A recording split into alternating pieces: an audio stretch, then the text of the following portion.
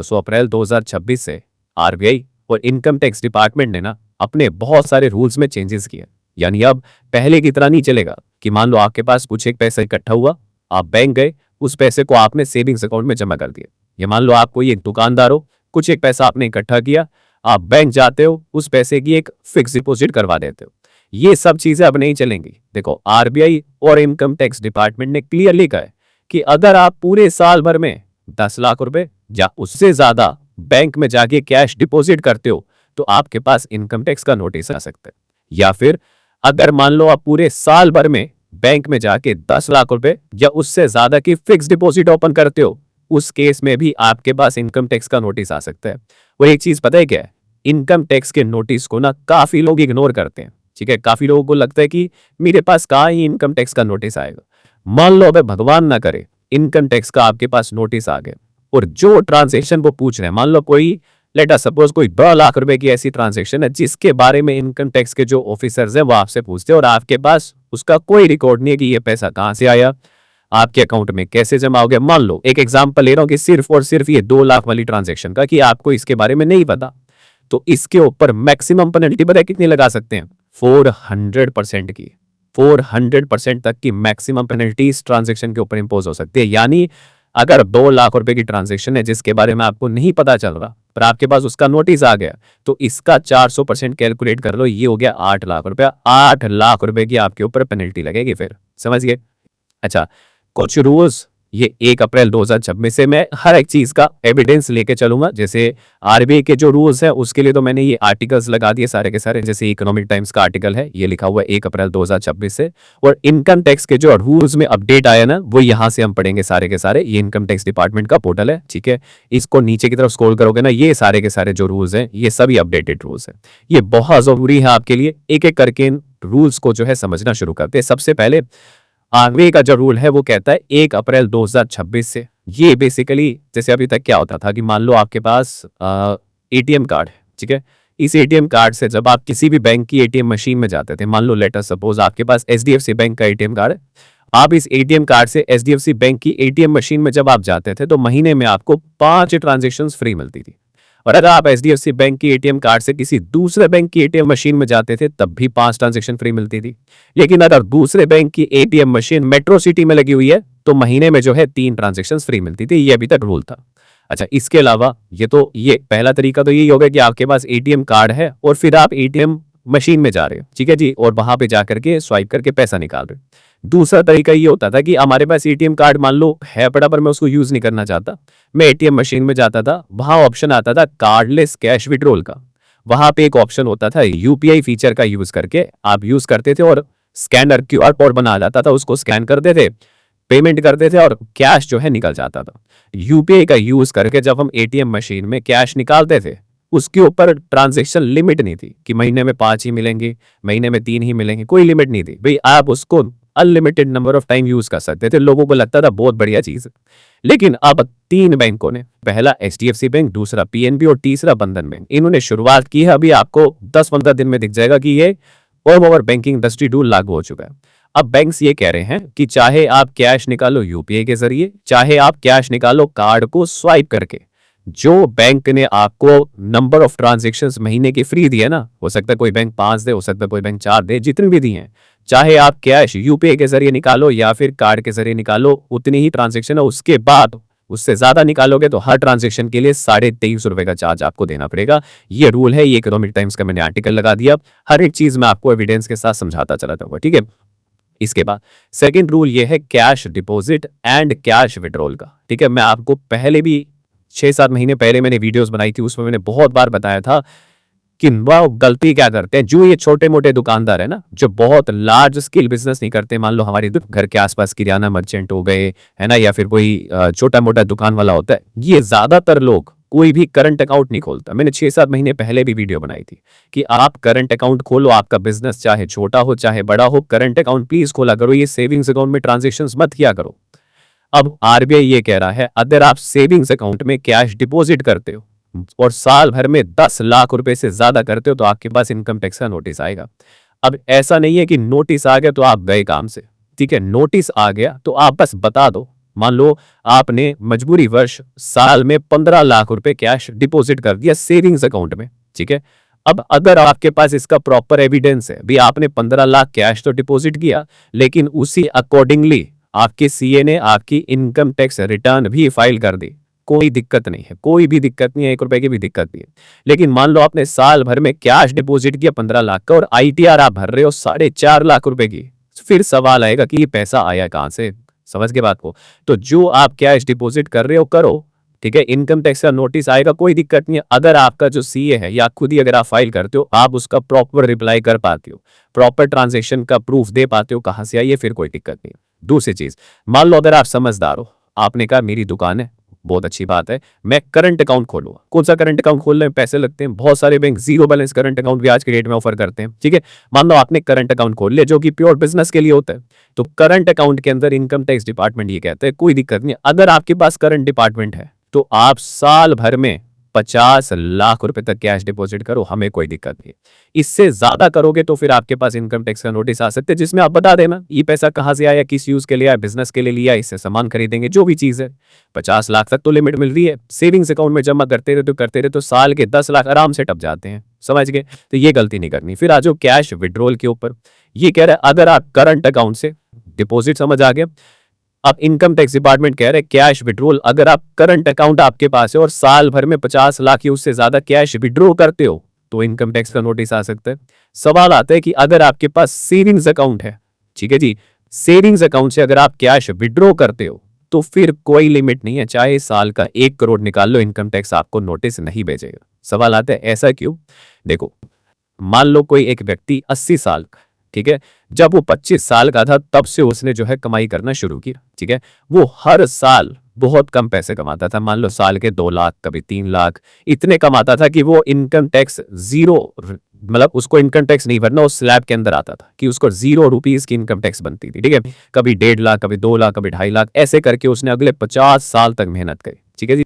पर धीरे धीरे करके आज उसके पास टोटल 90 लाख रुपए आए, क्योंकि वो 80 साल का भी तो हो चुका, ठीक है। लेकिन कोई भी साल ऐसा नहीं था जिसमें उसको इनकम टैक्स भरने थे। आज वो 90 लाख रुपए उसके पास अकाउंट में, तो क्या ये इनकम टैक्सेबल है? नहीं, ये इनकम टैक्सेबल नहीं है। ये पैसा उसके सेविंग्स अकाउंट में, यस। अब मान लो वो बीमार हो गया, उसको 50 लाख रुपए की जरूरत है, तो वो इकट्ठे 50 लाख निकाल सकते हैं, इनकम टैक्स का नोटिस थोड़ी आएगा उसके पास। तो सेविंग्स अकाउंट में पैसा जाते टाइम जब आप डिपॉजिट करते हो तो इनकम टैक्स का नोटिस आएगा। कैश विड्रॉ तो आपका ये अकाउंट है, जितना मर्जी निकालो, हो सकता है आपकी सालों साल की मेहनत पड़ी है उसके अंदर, समझ के बात को। तो विड्रॉल के ऊपर सेविंग्स अकाउंट में कोई दिक्कत नहीं है। करंट अकाउंट में 50 लाख से ज्यादा निकालोगे तो इनकम टैक्स का नोटिस आ सकता है। ये कहीं लिख लो, ये बहुत काम की चीजें हैं, ठीक है। अच्छा, इसके बाद क्रेडिट कार्ड लोग धड़ल्ले से यूज करते हैं, मेरा कार्ड लगा लो, मेरा कार्ड लगा लो। अच्छा, किसी को सामान चाहिए, मेरा कार्ड यूज करने तेरे को कैशबैक मिल जाएगा, कोई बात नहीं, है ना, ऐसे ही कर देना। अच्छा, अमेजोन से नया लैपटॉप ले रहा है, भाई मेरा कार्ड यूज कर ले, ये ले, ये पिन लिख लो, ये कार्ड नंबर लिख लो, ये भेज दो, ये लो 90,000 का लैपटॉप ले ले, ठीक है। मैं अपने अकाउंट से जो है क्रेडिट कार्ड का बिल भर दूंगा, बहुत अच्छी बात है, भरो। पहले अपने लिए तो उसको रख लो।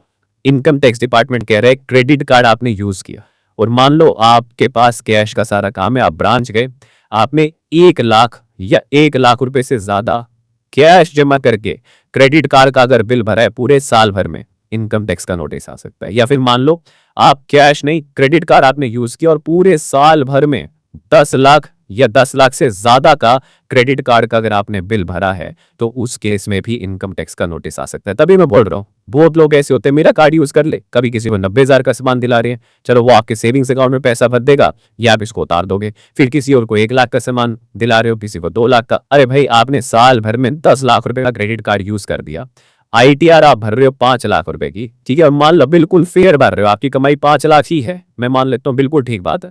अगर किसी की कमाई 5 लाख है, क्या वो क्रेडिट कार्ड 10 लाख रुपए का यूज कर सकता है? क्या नहीं कर सकता ना। तो फिर क्यों अपना क्रेडिट कार्ड औरों को बार बार देते हो कि मेरा क्रेडिट कार्ड लगा लो, मेरा क्रेडिट कार्ड लगा लो? पहले खुद तो यूज करो उसको, जितना आपका यूज है उतना ही समाज सेवा करना बंद कर दो। फिर वर्मा अगर इनकम टैक्स का नोटिस आया, फिर वो पूछेगा ये 90,000 रुपए का लैपटॉप अपने दोस्त को दिलाया था, वो नहीं मानेगा कि दोस्त को दिलाया या खुद लिया, फिर इसका एविडेंस देते रहना ये पैसा कहां से आया, ठीक है। तो ये सारे रूल्स एक बार आप लिख लो, बहुत काम की चीजें। अच्छा, इसके बाद फिक्स डिपॉजिट। फिक्स डिपॉजिट अगर आप पूरे साल भर में 10 लाख रुपए की कराते हो, ठीक है जी, या उससे ज्यादा की इनकम टैक्स का नोटिस आएगा। लेकिन हाँ, काफी बार क्या होता है, जैसे वही मैंने एग्जांपल दिया, मान लो कोई 80 साल का इंसान है या मान लो कोई 60 साल का इंसान है, ठीक है जी, इसने हर साल कभी 2 लाख कमाया पूरे साल में, कभी 1 लाख कमाया, कभी 5 लाख कमाया, यानी इतना पैसा कमाया कि इनकम टैक्स इसका कभी बनता नहीं था, ठीक है जी। इसने धीरे धीरे कमा के आज इसके पास मान लो 40 लाख रुपए है, ठीक है जी।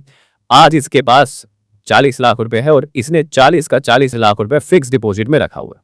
अब हर साल ये 40 लाख रुपए की फिक्स डिपॉजिट रिन्यू तो होएगी, है ना। तो फिर सवाल आता है कि यदि 40 लाख की एफडी रिन्यू हो रही है तो ये तो 10 लाख से ज्यादा की हो गई, क्या अब भी इनकम टैक्स का नोटिस आएगा? Answer is no. रिन्यूअल के ऊपर इनकम टैक्स का नोटिस नहीं आएगा। अगर आप हर साल 10 लाख या उससे ज्यादा की एफडी बैंक में नहीं बनवा रहे हो, उस केस में आपके पास इनकम टैक्स का नोटिस आ सकता है, इरेस्पेक्टिव ऑफ द बैंक। आप ये नहीं कह सकते यार 5 लाख की एसबीआई में बना लेता हूँ, 2 लाख की आईसीआईसीआई में, 3 लाख रुपए की एचडीएफसी में, फिर उसके बाद 2 लाख रुपए की बंधन बैंक में। नहीं भाई, पैन कार्ड का इंपोर्टेंस तो इतना बढ़ चुका है कि अभी स्पेशली पैन कार्ड के लिए भी रूल निकाला है, समझ के बात को। तो ये चीज मत करना कि वो आपका पैन कार्ड हर जगह लिंक है, वो सब कुछ पता चलता है उनको, ठीक है।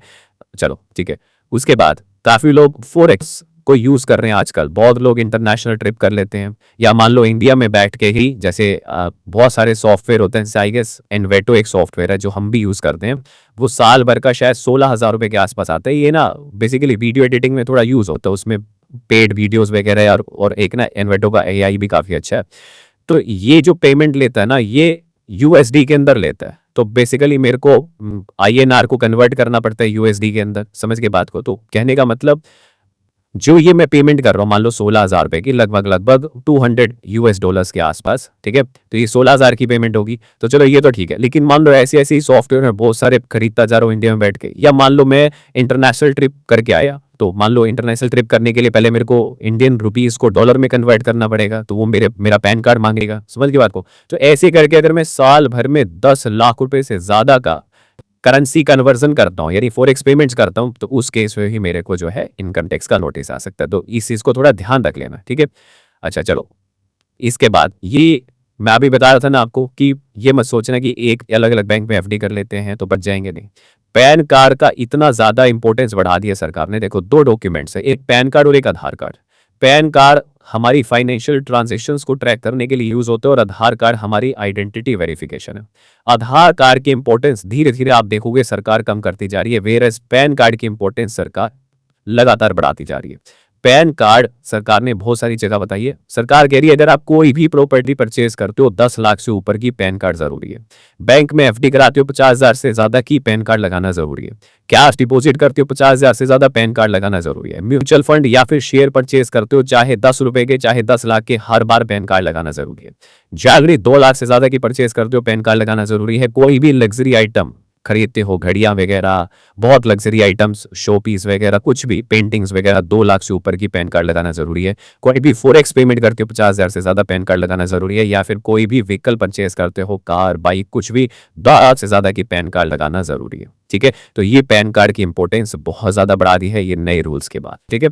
इसके अलावा सरकार ये कहती है कि अगर आप किसी को भी 10 लाख या 2 लाख से ज्यादा कैश एक ही दिन में देते हो तो ये पेनल्टी है। मान लो आप सोचते हो आप अपने दोस्त को 3 लाख रुपए कैश देते हो, ठीक है जी, एक ही दिन में, और आप सोचते हो ये किसी काम के लिए दिया होगा, ठीक है।